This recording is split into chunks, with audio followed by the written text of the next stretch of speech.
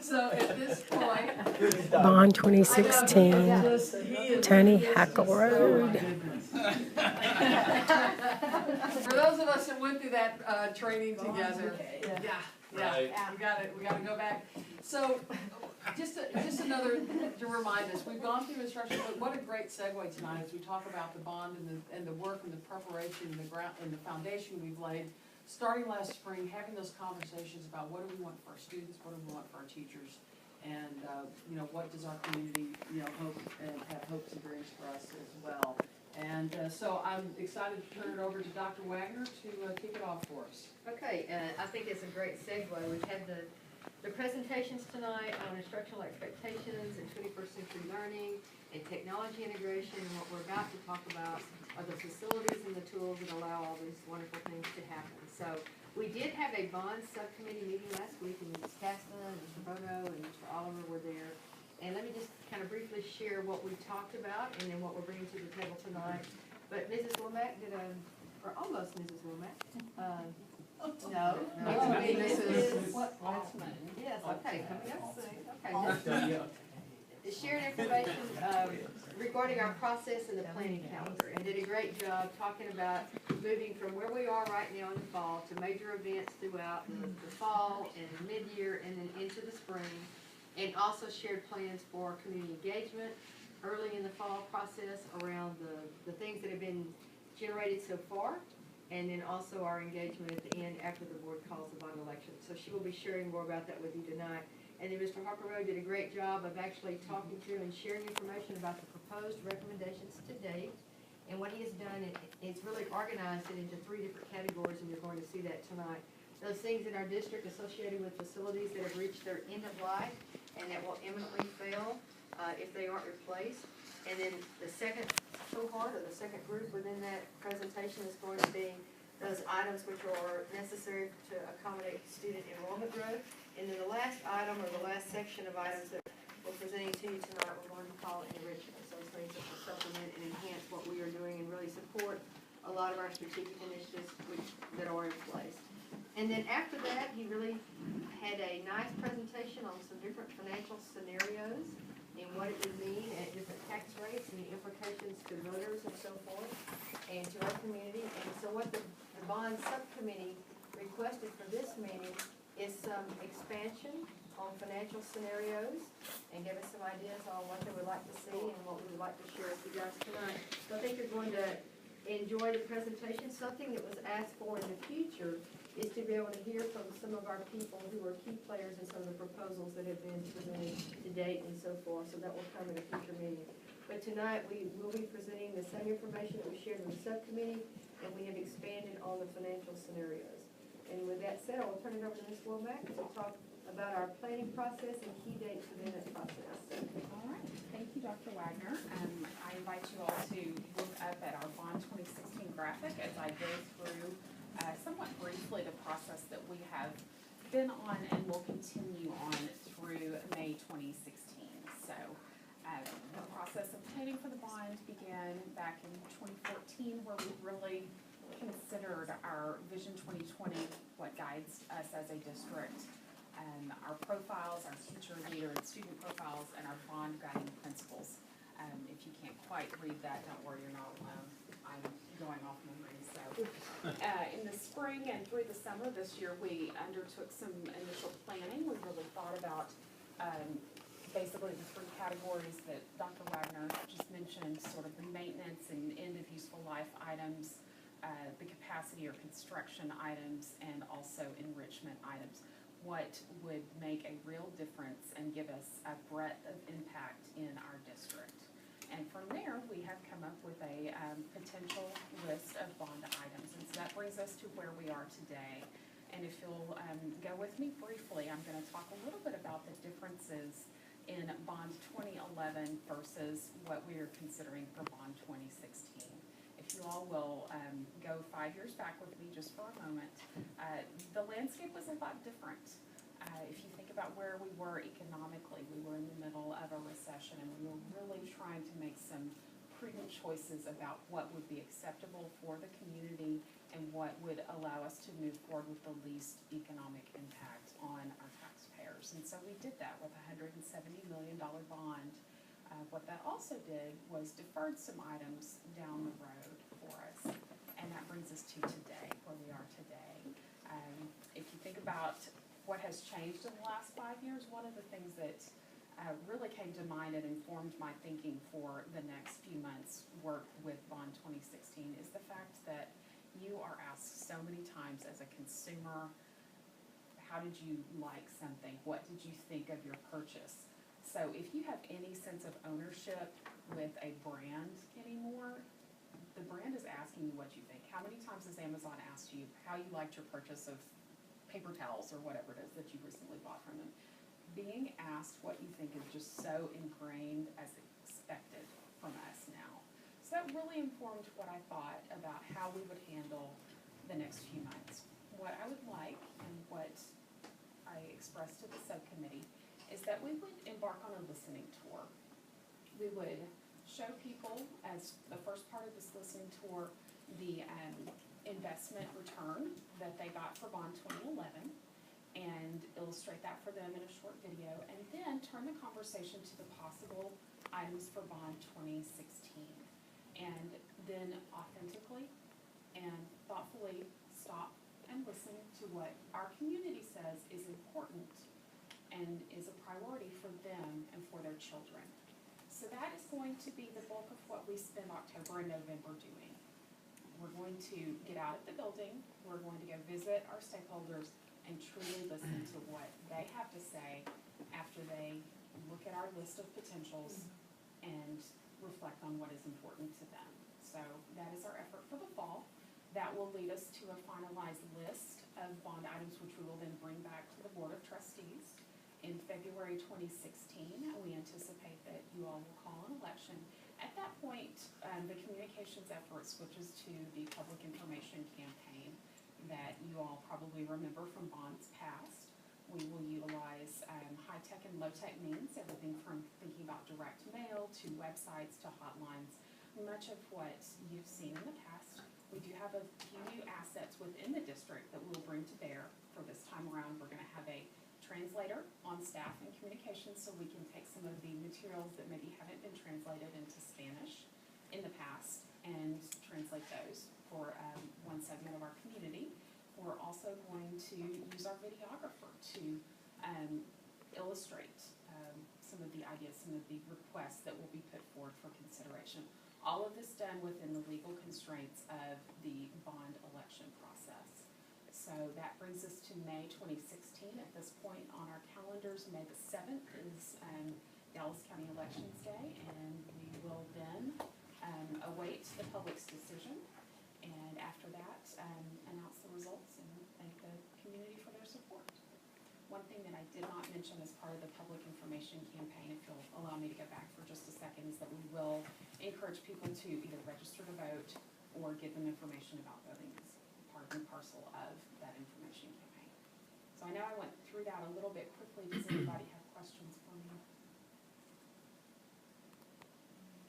Well, how are you going to select those locations for October, November? The places where we're going to do the listening and then the information for that tour? Sure. So we've identified about a dozen stakeholders, and that could be from our budget review team to our council of PTAs to fine arts groups, booster clubs, etc. We have a list of about a dozen entities right now, but that list can change, can grow. We really want to be sure that we have a good representative sample from our community. Lynette, we also want to try to provide just some general meetings with Tony the Hackelrod. area for the public too.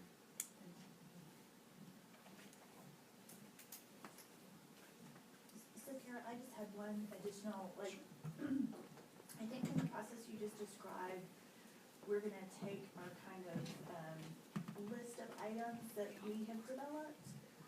When you are out with the stakeholders, what if they have additional ideas? For it to be an authentic listening tour, we need to take those back. Okay. So we'll be able to get that feedback, like if you're hearing a certain thing bubble up, Absolutely. you'll be able to bring that back to us Yes. as well? Yes. Okay, fantastic.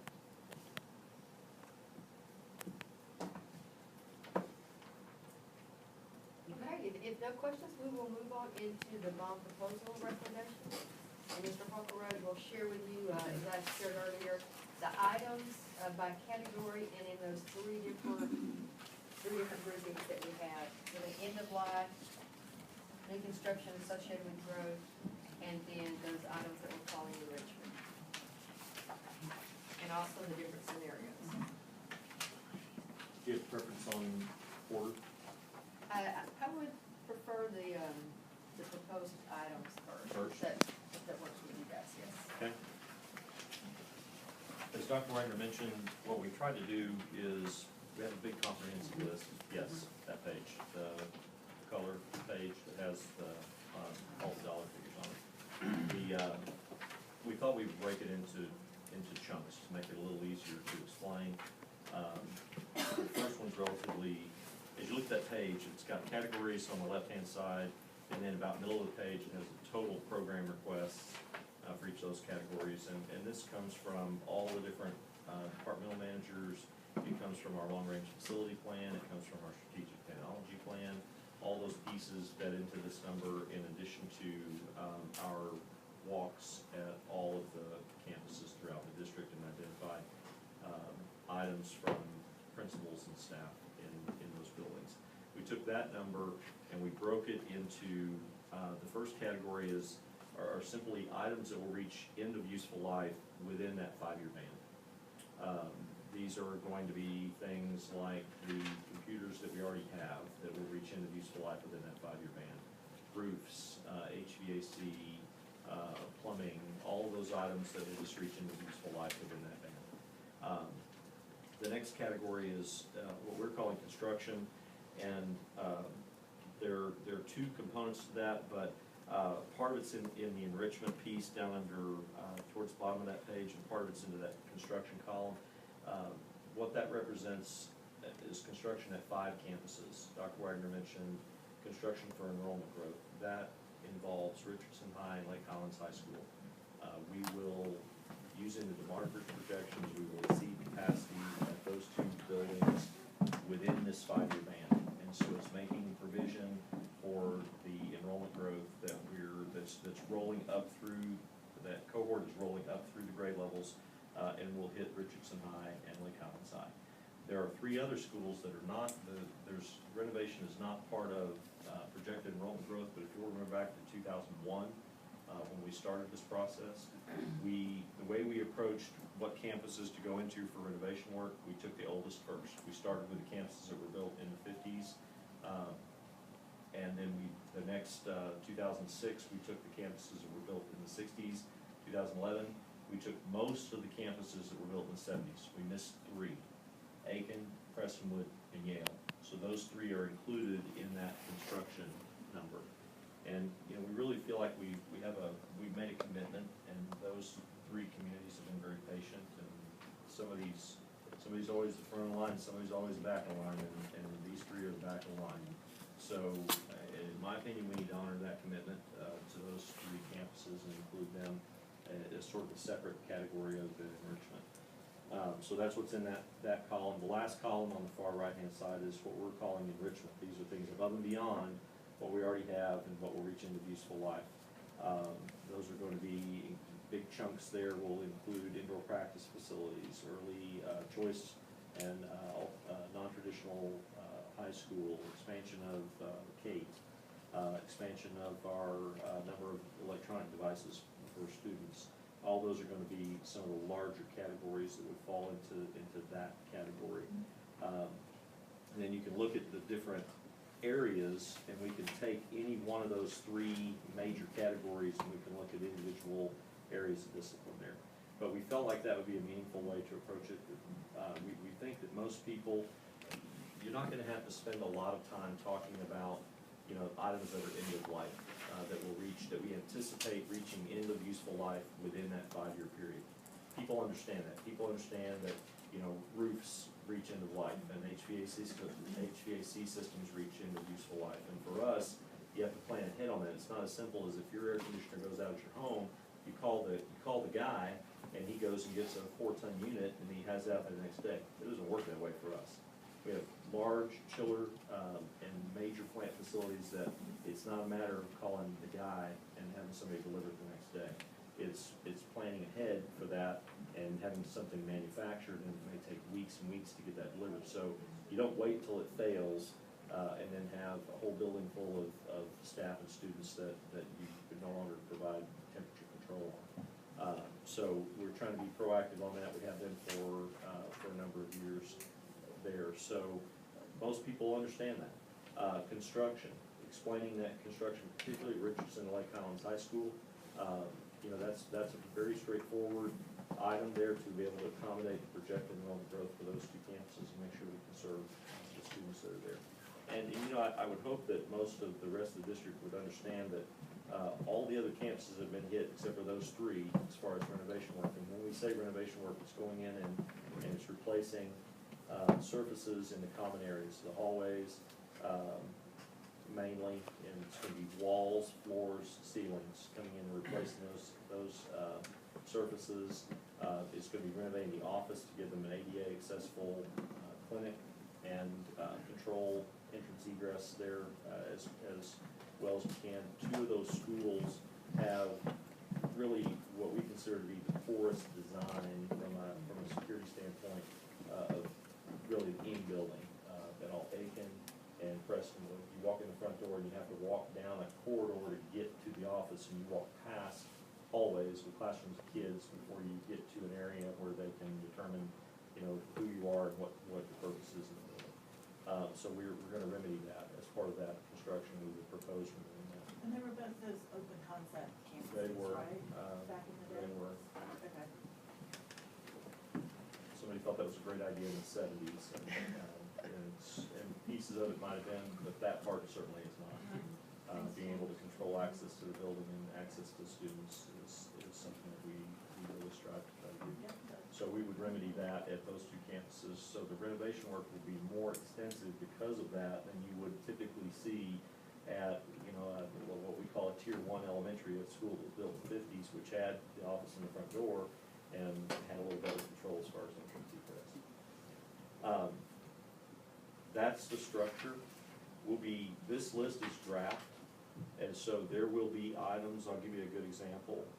If you look at instructional technology, that number, as far as what's in the end-of-life piece, will continue to change as we go through that number. There may be some items that are currently counted in enrichment that really that need to be part of that end-of-life piece. So there'll be some modification from one category to the other. You have some others like 21st century learning environments. That number is not complete. What we've tried to do is anything that's in red on your page, indicate an area where we have not completed the quantification of all of the projects that have been identified. We hope to have that done within the next week, and then this number will continue to go up, and then we'll take those items from off of red and go to black, as most of the rest of the items are. So there will continue to be some changes. We'll bring that to you as we receive it. So total number, pretty solid, it's just which category it's in, or even the number The itself? number itself will go up Okay. as those projects get quantified, like Okay. 21st century learning. We're working with Dr. Stone and Ms. Bram and Dr. Gibson to identify, you know, what areas within the building would be targeted for that. It could be the library, it could be open. It varies by Collaborative building spaces because in the they're so hallways. different.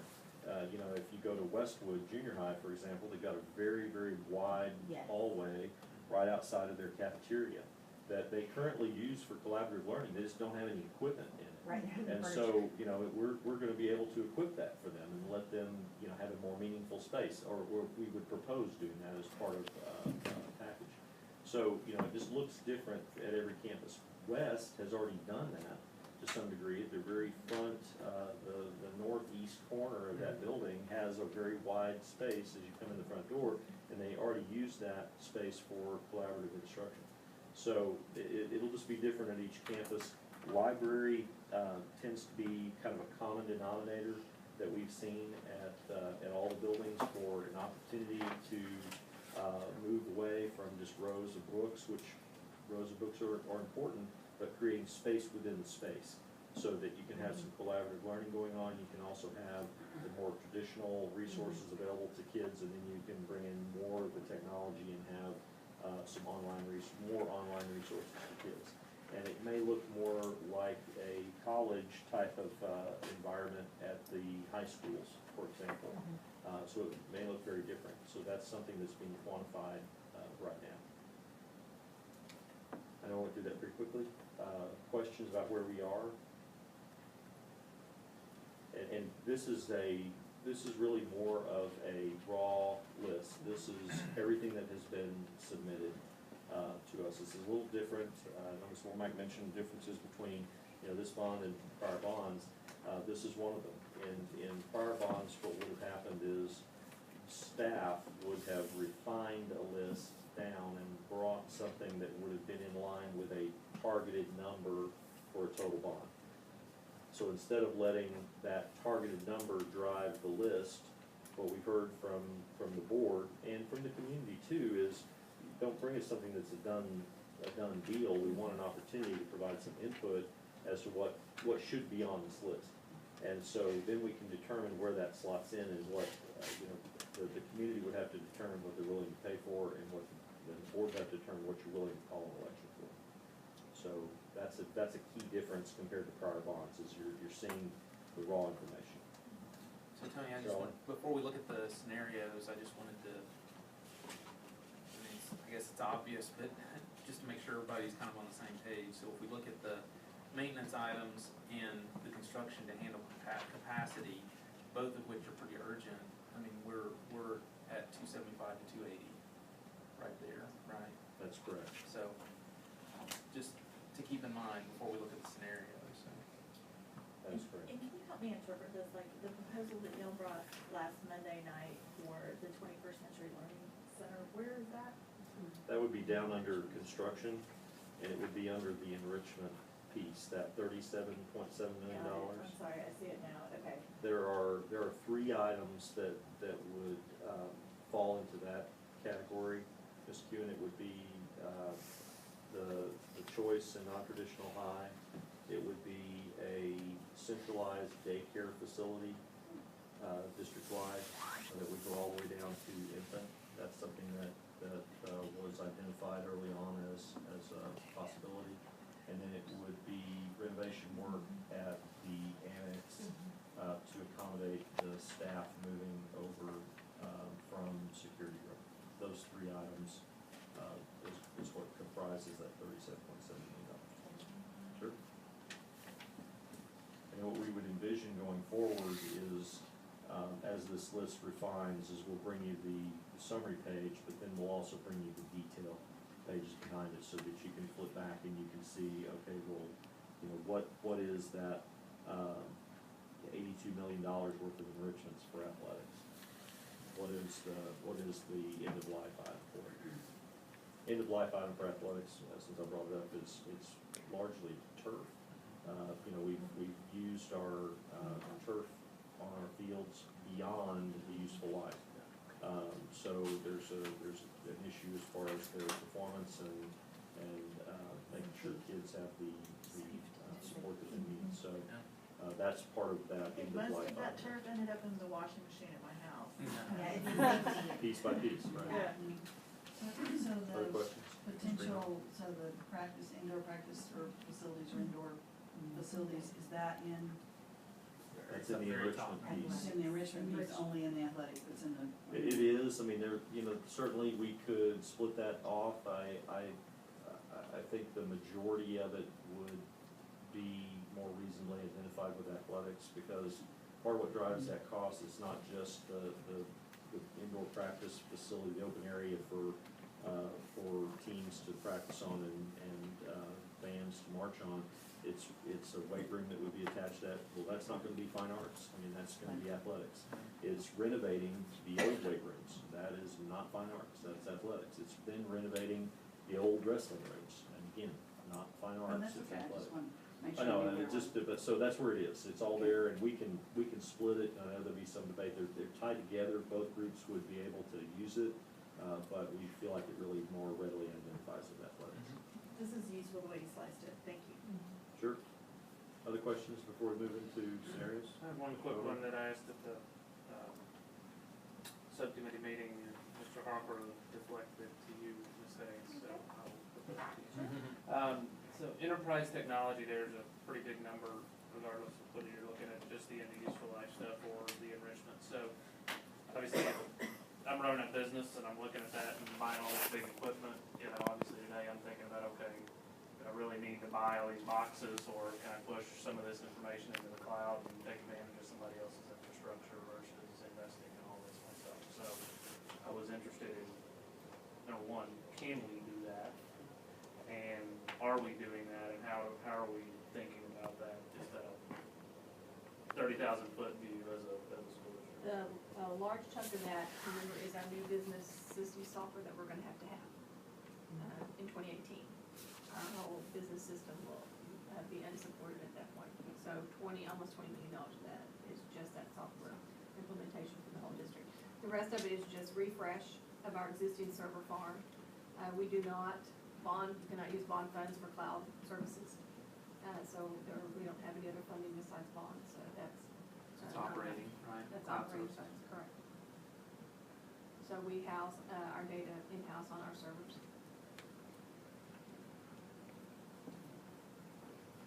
So to what I heard Mr. Bono say when I meeting last week, and on here and saying, so is there an opportunity to do it in the cloud? And it sounds like the answer is yes. However, it would not be bondable, it would be operating only, and so the decision was made to keep it in-house to reduce the impact on the operating budget. Because you have to pay for it one way or the Sure, other. right. And so it's just a matter of, do you use the dollars that are limited by the school finance system in Texas, more limited, or do you use the dollars, if it qualifies, do you use bond dollars? So we've been, because of the constraints of the system, anything that qualifies, so if it has what qualifies is anything that has a useful life of 12 months or more, would qualify. So we push It'd be it. interesting to I don't know how big that difference is. I mean, if it's correct, that'd be interesting, something to talk to our legislators about. I mean, just as times have changed, it's. Yes, and we've had those conversations as organizations across Texas with our legislators. I belong to a state organization, and that was a big legislative push for us, was actually asking the bond committee to change some of the verbiage that's required, and asking vendors to put the correct verbiage in their contract so that a cloud service could become a bondable. As it's a piece of software that you do own, it's just where it's stored. Right. Correct. So, but that requires some verbiage changes in order for it to be allowed. And those happened last session? It did not happen in the legislature. It's not to say that it won't happen on the bond side moving forward. So we'll see. And the legislature's actually kind of moved in the opposite direction of what you're suggesting, Mr. Bono. They've reduced the funding for instructional technology, the instructional technology allotment, combined it with the instructional materials and reduced the overall funding. So they're kind of going backwards. They don't use computers every day. Okay, other questions?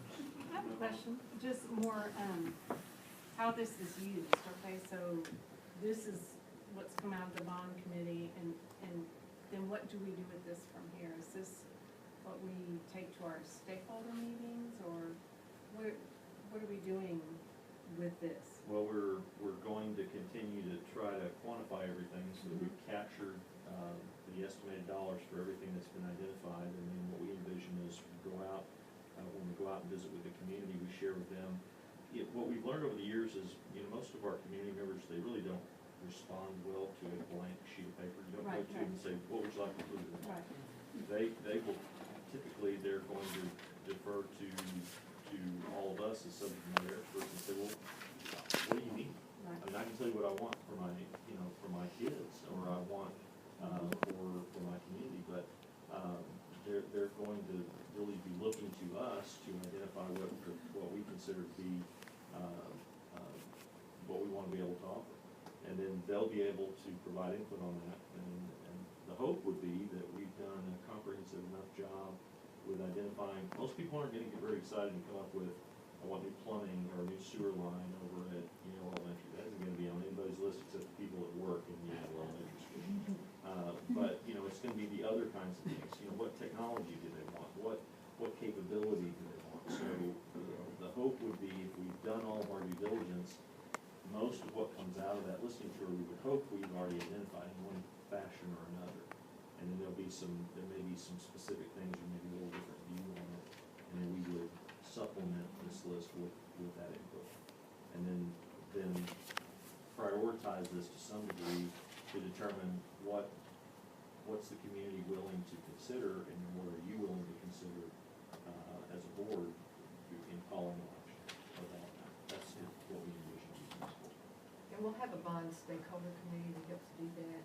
What we envision on the listening tours is to have a series of meetings where we go and share, this is what's been generated to date, what are your thoughts, and have some videos created around some of the proposals with some background information, and then take all of that feedback to the stakeholder committee that will be working with us to help us prioritize and ultimately bring a recommendation to the board.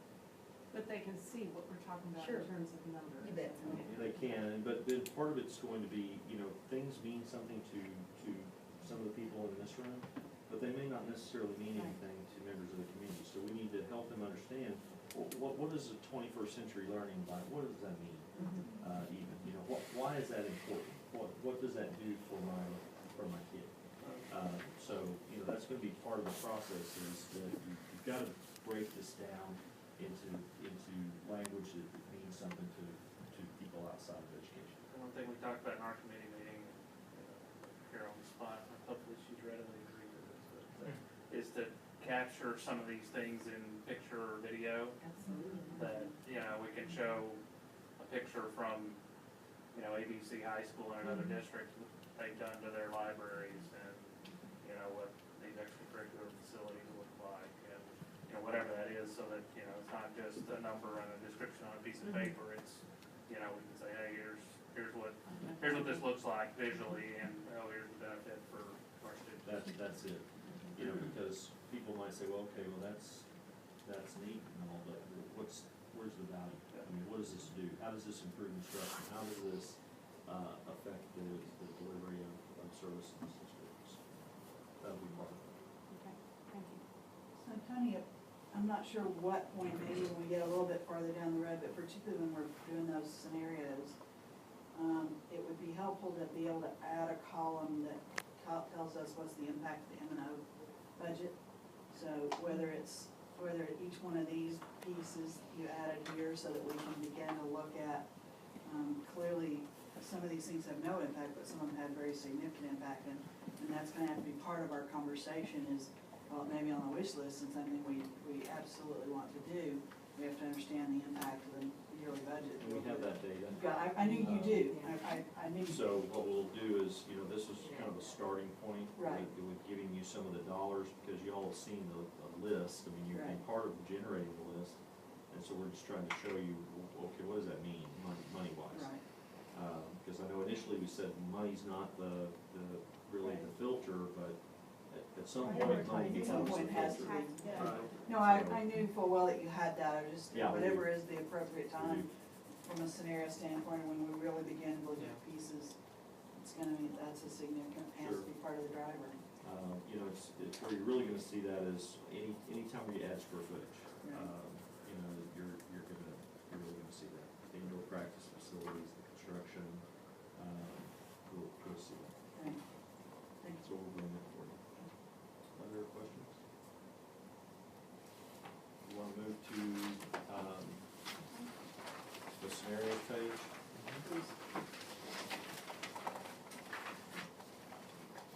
No color, black and white, kind of boring. It has changed, the last version that the board saw was dated, February 5th. So a few things have changed. We've incorporated the changes from the legislative session that increase the homestead exemption and the impact that has. There's a hold harmless in that for your existing debt. There is no hold harmless for that for future debt, so it reduces your capacity for future debt. We incorporated that. We've also incorporated the refunding that we completed in May, and then we're including a refunding that we will be bringing you in October. And then we've incorporated the most current taxable values received through the all those things cause those numbers to change slightly. And we've taken feedback from the board bond committee to try to show this a little different way. What we had before was we had estimated impact on bond capacity reduced by X. Instead of saying that, we're just gonna tell you, well, what is the bond capacity in 2021 under these different scenarios. One of the real drivers on your future capacity and what you can do is really the amount of bonds that you amortize within the first 5 years. Let me say that another way. How many short-lived assets are in the bond?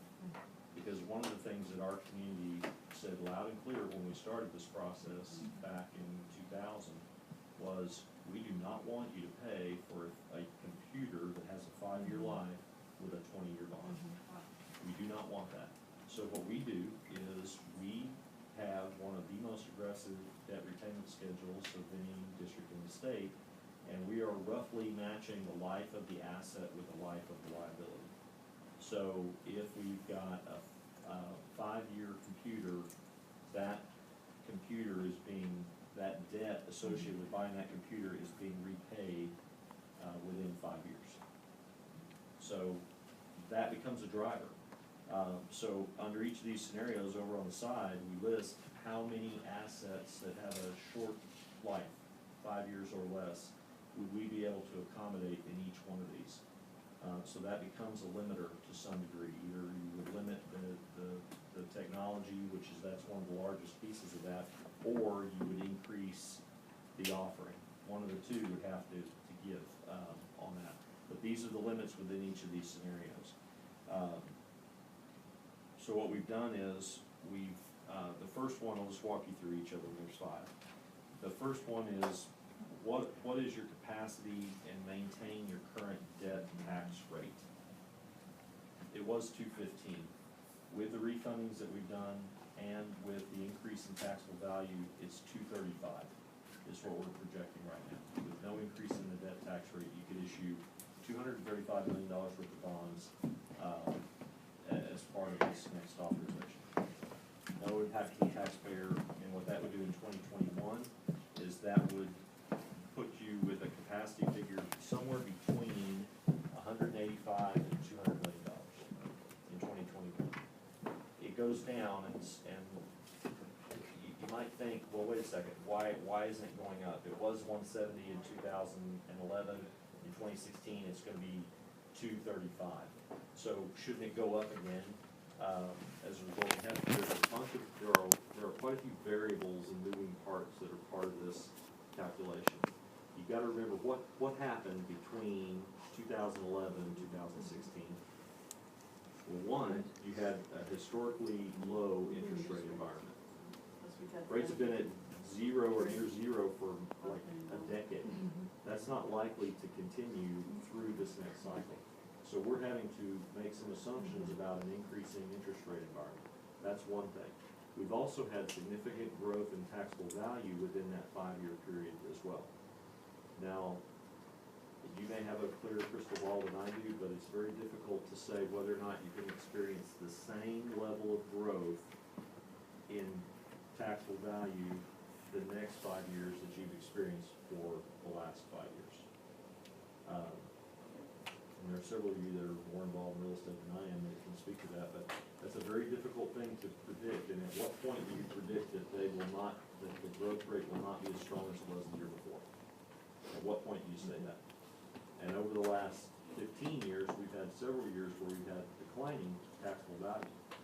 So where do you build that hit into the scenario?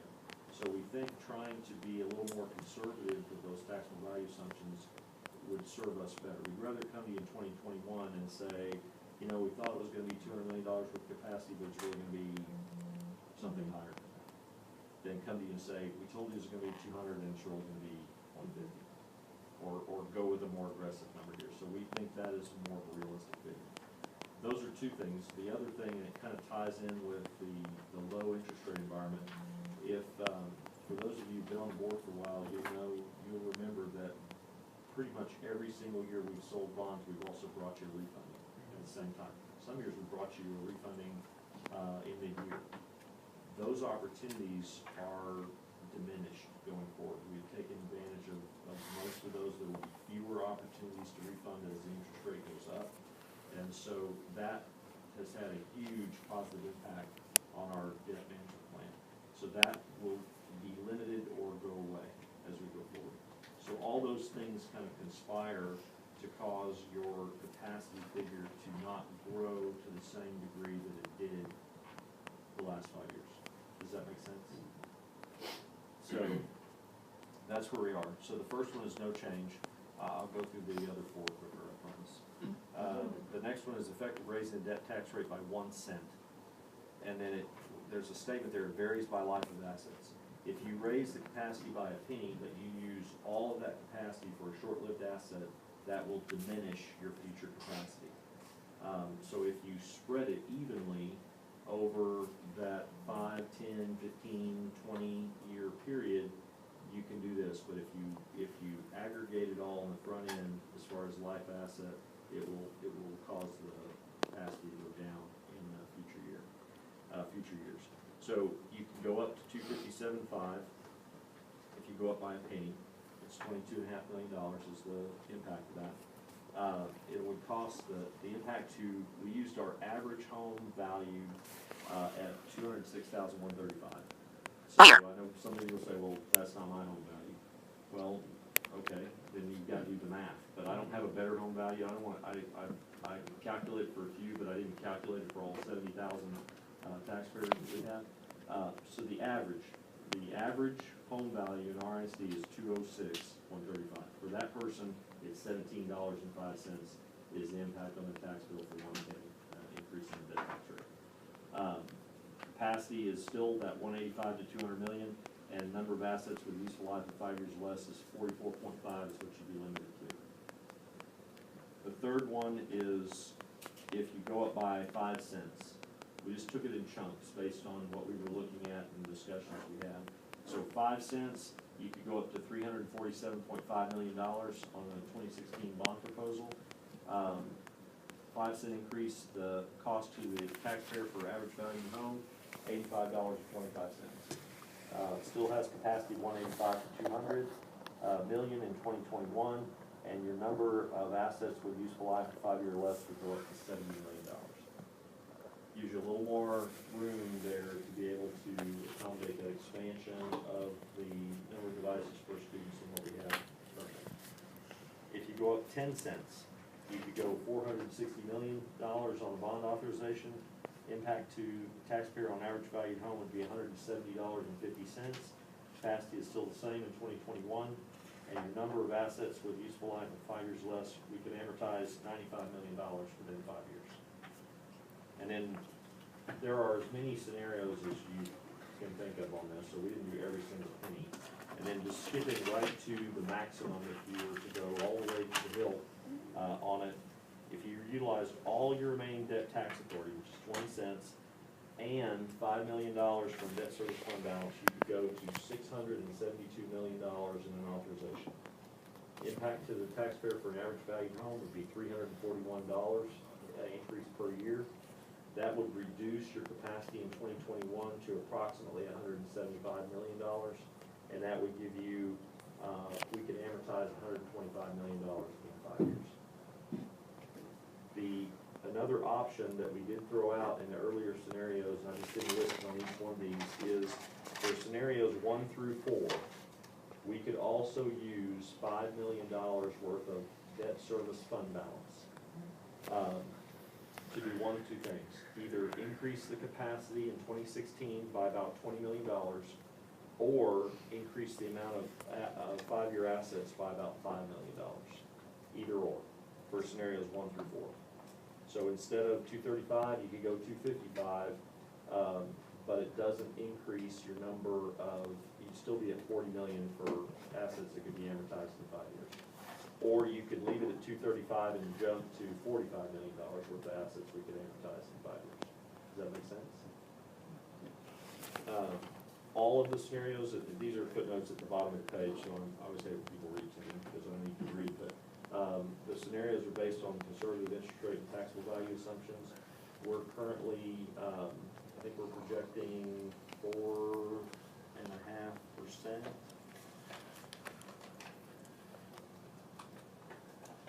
That was a question that you had from our meeting on Friday. This morning I brought that.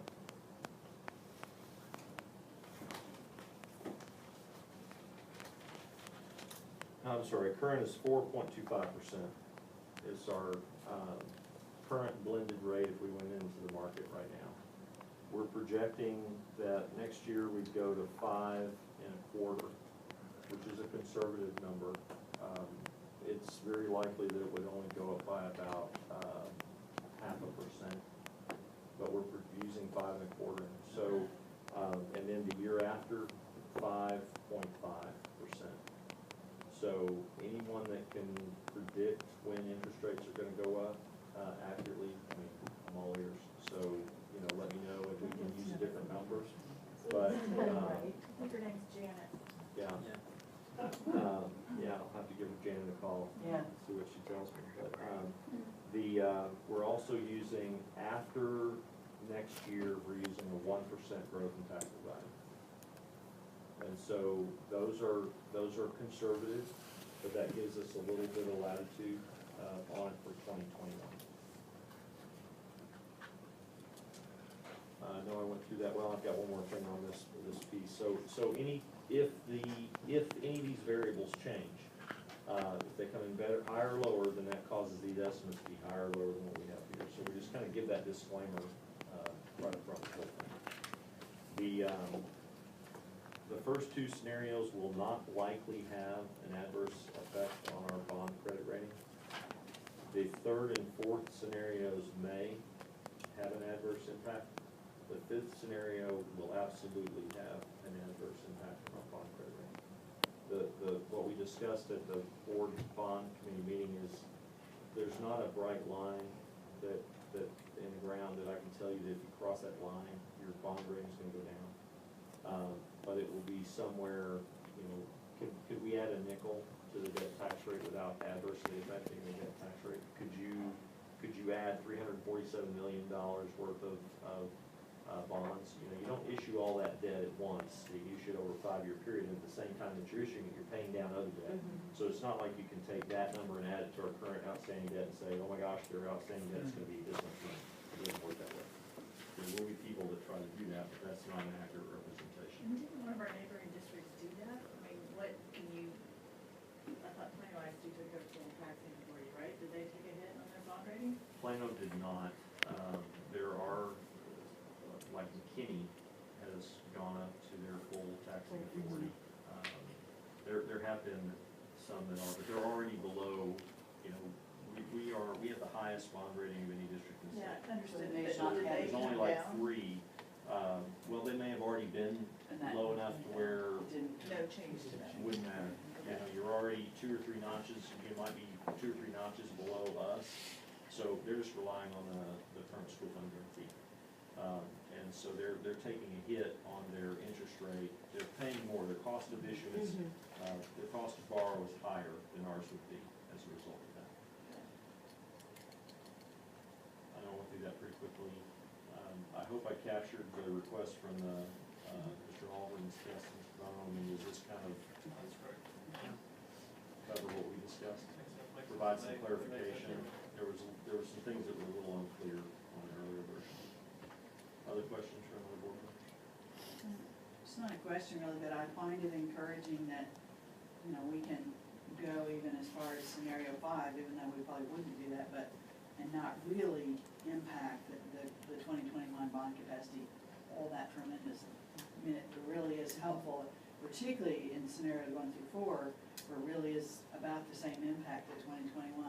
That really gives us a little bit of freedom to do some of those critical things and not be so worried about having limited capacity 5 years from now. So I thought it would be, the impact would be far bigger than this, yeah.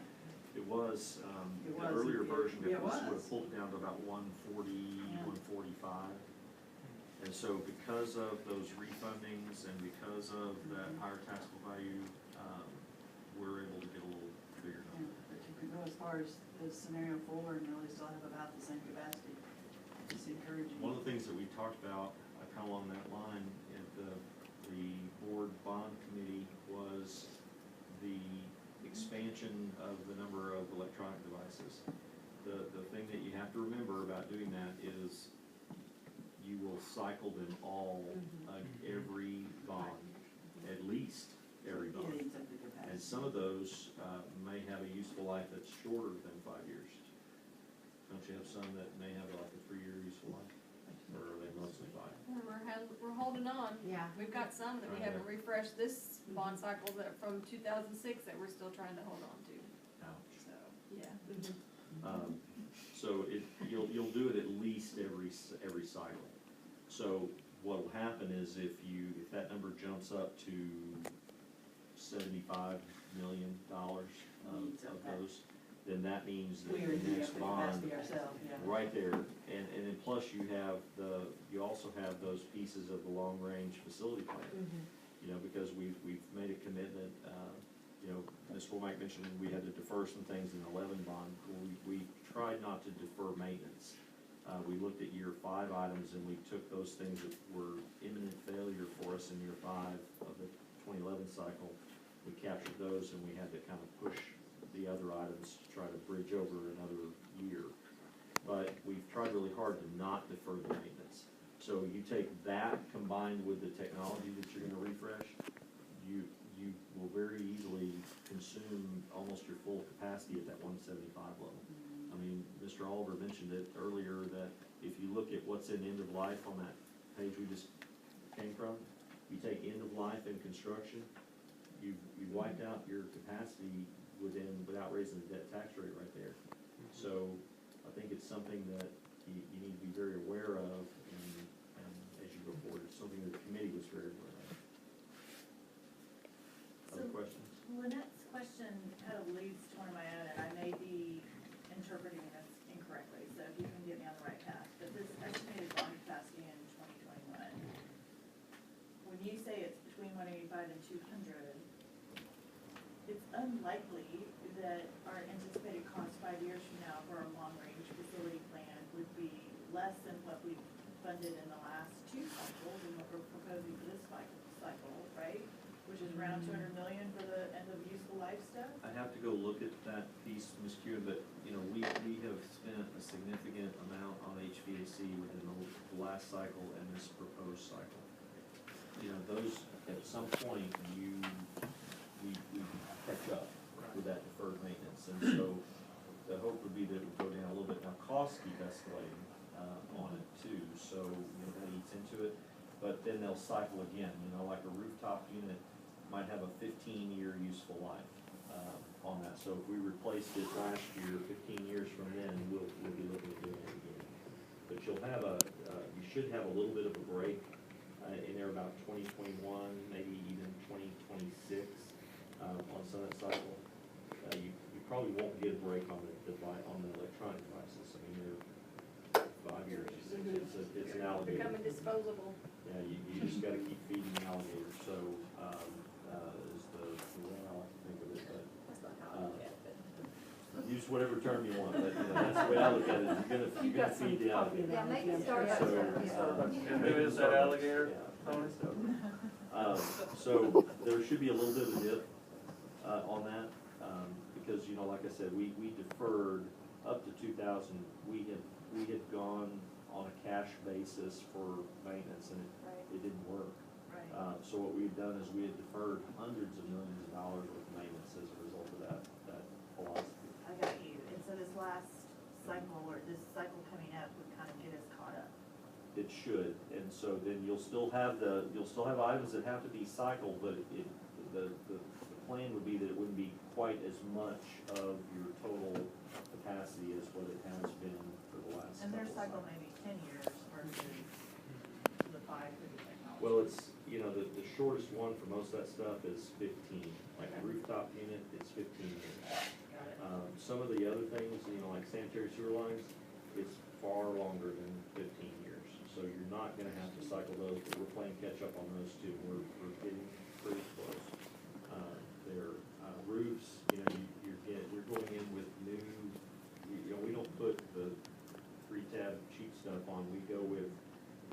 quality, long life fruit. So we're gonna get 20, 25 years, out of those at least. And you're talking this facility size, Right. so it's a big chunk. It is a big chunk. Sandra, you mentioned that as things become more and more disposable, particularly devices, I mean, at some point, is it possible that we may have to shift our philosophy about some of those things we would no longer want to put in bond, that we would want to pay for out of M&O in some capacity? I mean, I know that limits other things, but we end up with, as the world just keeps changing, technology that may have a useful life for 2 or 3 years. Well, as long as it has, I mean, I'm not trying to steal your thunder, but given the constraints that are on the operating budget, you don't have as much capacity there to be able to accommodate it. And it's not likely that the state is going to, open the doors on that wide enough to allow you to go back to that. So as long as the asset had a useful life of 12 months or longer, then it would qualify, and then we would do it. But the problem would be that Repetition within the same one cycle. right, exactly, because what would happen is we'd still want, that expectation from our community about matching life to asset with life liability, that's a good expectation. That is a fiscally prudent, a way to approach this. It's how most corporate entities approach it. That is not how every school district approaches it. It's how we've approached it. But what would happen then is we would have to pay down more debt quicker, with that, and so that diminishes your capacity. So it really gives you some pause about how many devices do you want to push out there, and what can you afford to do? One other thing we talked about, the screen home, the bond subcommittee, that was looking for non-traditional sources of funding, whether that be grants, whether that be partnerships, through our education foundation. There's some other opportunities, especially on those items that have a shorter, life cycle. So I think that's something that we're gonna have to look at, going forward, is how do we maximize those revenue streams? I think, I just wanted to, we'll talk a little bit about this at the bond subcommittee, but just for the benefit of the larger group, I think what this is shaping up to be is that we've got a pretty large number of really must-have, must-do items when you look at the maintenance, break fix, and also construction to enable or to support capacity. And then beyond that, we've got, as you can see here, and we've got a lot of work to do in terms of fleshing this out, but the way I see it is that we've got kind of a portfolio of possible investments to take in the community. And each one of those investments is, we're gonna put together a prospectus, right? It's like, here's what it's gonna cost, here are the risks, here are the benefits, here's the impact it's gonna have on operating, here's a video so you can see what it looks like. But it really is, we've got a really good portfolio here of different things we could invest in. Which one would you pick? Where would you put your money? And I think, unlike in years past where we've just kind of drawn that line for them, I think it would be interesting to hear where they would like to place those bets, because I'm sure there's a lot of people out there that would put their money in an indoor training facility.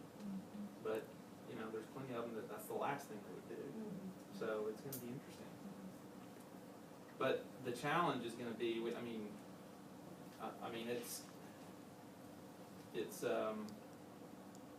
we do have to have a good process for capturing that and making sure that it is authentic and that we're honoring that. And then the challenge will be for us then taking all that and deciding what we're actually gonna do, so. Especially if there's not clarity. If it's not clear, right, because that feedback will only take us so far, right? So. Just to kind of sum up and tag team with Mr. Oliver's comments, what we brought you tonight hopefully is very helpful in terms of the process. Ms. Womack sorted out with the calendar in terms of our timing. Our immediate next step right now in terms of where we are is to get involved and to go out with the thank you and listening tours to share with our community and with different stakeholder groups. This is what has been presented so far, what are your thoughts, other ideas, and then bringing that back to the stakeholder committee. And then ultimately, that stakeholder committee will be making recommendations to the board on, okay, recommend 0 increase, 1 cent, 5 cents, 20 cents, whatever it might be. And then the second decision point they would be is bringing a recommendation, do we run with one bond proposition or do we split propositions and give voters an opportunity to vote for this part of the bond and a separate vote on another item. So that will be part of that process, and we're going to need strong clarity on items to even get to that process. And so anyway, I feel good about where we are. Immediate next steps are going to be incredibly busy. I mean, it will be staff in here on the road and soliciting feedback and giving presentations. For the next, I just want to kind of clarify on some things that you mentioned tonight that you wanted to see. And one is Mr. Bono's comments about visualization, about what some of these propositions mean. And he mentioned that during the bond subcommittee. And I think that's really important to have pictures of where we are right now with like number of devices or our learning environments, and then a picture of a collaborative environment or a one-to-one situation that's campus-wide, something to that effect. But visualization, this is our facilities for practice, this is what an indoor practice facility looks like. So we're going to be working on some of that. And then I know, Mrs. Greenhall, you wanted an impact of the bond request on the operating budget. We've got that information, so we can add that. And then, as I mentioned earlier, one of the things that we talked about with the bond subcommittee is having staff come in and present to the board at a future board meeting, just a 5-minute quick elevator speech, if you will, on this is what is being recommended and this is why. So that you have a sense of the rationale behind the indoor practice facilities, the rationale behind some of the CAPE recommendations on the enrichment side. So to kind of go through that process with the enrichments.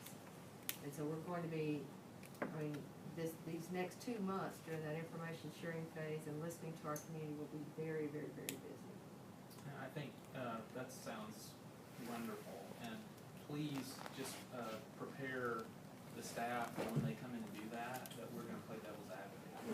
It's not that we're not supportive and don't think these are great ideas, but I think it's kind of our job to be, what are the kinds of questions we're gonna get when we go out there about that, so. And that's kind of the approach we've taken internally too, Good. is let's, look at the request and ask the tough questions among our staff, and so we'll definitely prepare you for that. Any other things that you would like to see regarding bond? I just have a question, probably just because I kind of capture it all here, but what is our involvement in this process of the, going out to the community and the listening phase, stakeholder phase, all that? Are we at that point just sit back and listen to people that are talking to us and it's their responsibility, or is that, if I got that right? We'll be taking leads in those presentations, but certainly would like, board members in attendance, Okay. I think probably Yeah.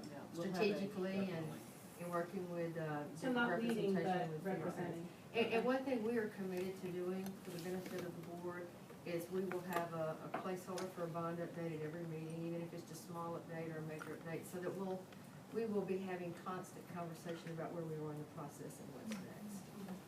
I think, one of my colleagues on the Garland board was telling me when they had their bond election, they had 200 community meetings. So take 200 divided by 7 and, clear the There's your calendar role, this year. Gene. Aren't you glad There you go. But clarify, that, not doing the listening tour, that's in the actual, That was after we call the election, That we're was actually the- working hard to. over the course of, that was over the course of the year, but that is primarily our role this year, is that we're going out and we're listening and, Starting now. not all the way leading, through. but being active. Well, that's 200 divided by 1.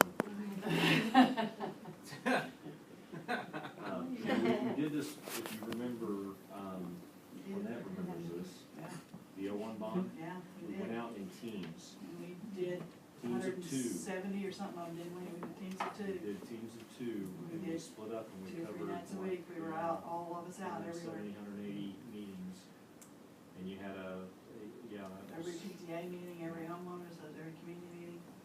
What's the size of that one? $351 million. So big. I anticipate a lot, but just to kind of I don't anticipate 200. It may get, I mean, with the different individual groups, but we'll be strategic about We it. just knew that we could not, there were, I mean, you did one, you had to do all of it, I mean, it was. That was huge. I mean, that was a huge bond because it was, you know, it was all that deferred maintenance. It was that moving away from that page to go. I mean, it was. Paid off, paid off. Elementary schools, Incredibly. new elementary schools, and then we did freshman programming, and it was all kind of on today. We had lots of questions about freshman programming, a lot of concerns about what it meant, not so much academically, but socially, and we had a lot of parents, we just had to go through the scenarios and get them to understand why it was important academically, and once we were able to go through those, it was very beneficial. Time well spent. Yeah. Okay, Mr. Harper, thank you. Thank you. And staff. We do have a placeholder for the 21st Century Learning Center discussion. If there is any conversation, that is still a conversation in progress. We do not have to make a decision on the construction manager at risk until later this fall. So I would just ask, aren't here, and then I'll go there. Thank you, Mrs. Kim. You were sending us home. No, I'm not sending you there. I'm not sending you home. But thank you for thinking that I might. But, anyway, so. Wrapped up tone of voice, I was like, No, that's just fine. That's, you just need to be hanging out at my dinner table, you know, my boys know. But anyway, so that'll be a work, that's continuing to be a discussion in progress. And we're not at the point that's a part of our bond 2016 discussion. So with your permission, we will move past that. Okay, so last item on the agenda, do we have this as an action item, or are we going to? Yes, we need to go into executive session. Okay, thank you very much. Well, then at this point, I don't have this one memorized. We're going to enter into closed meeting according to the Texas Open Meetings Act, Texas Government Code, Section 551.071, consultation with attorney, and Section 551.072, sale of real property. Thank you, everyone, to staff. Thank you, Dr. Stone and the team of 7 once again. Outstanding presentation tonight. Womack, thank you for the stakeholder and calendar. Well done. Thank you, and good night. Tab, this pink pen you left on my table, and I wondered if you meant to, and if you would be sad if you did that. Is it yours or is it mine? Is Mr. Allen an LSSP or diagnostician? Because it was a little bit, it was a little bit Thank too you. cute just to steal. Yes.